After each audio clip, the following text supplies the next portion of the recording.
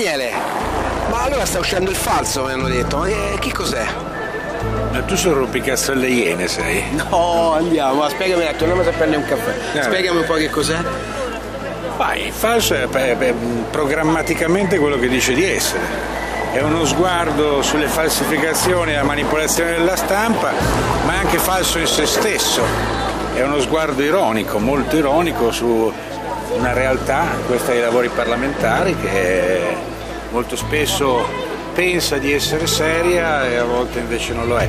E assai meno seri sono quei giornali apparentemente indipendenti e che in realtà cercano, come dire, di prefigurare l'opinione dei parlamentari, di raccontare cazzate. Allora, da questo sguardo è nata questa rubrichina quotidiana, poi il caso ha voluto che la rubrichina continuasse e abbiamo deciso di fare una piccola raccolta ad uso e consumo di chi vorrà leggersela. Abbiamo deciso chi? Abbiamo deciso coloro che seguono il falso attraverso Facebook.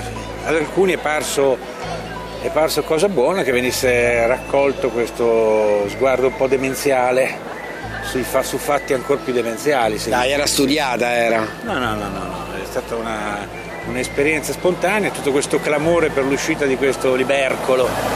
Adesso spero che qualcuno lo butti nel camino, ci faccia la foto, così almeno insomma, abbiamo anche noi un caso, così potremmo gridare ai grillini cinici e bari, alla libertà e a queste cose qua.